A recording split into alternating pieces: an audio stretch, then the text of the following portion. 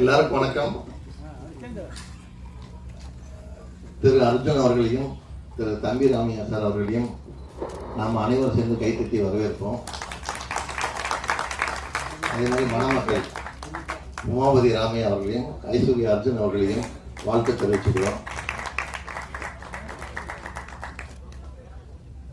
Arjun sir வந்து இயக்குனர் Ramanarayan sir மூலமா நன்றிங்கிற படத்துல ஹீரோ அறிமுகமானாரு.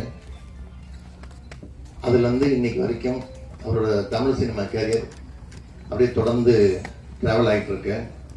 அதே மாதிரி தம்பி ராமையா சார் உங்களுக்கு தெரியும்.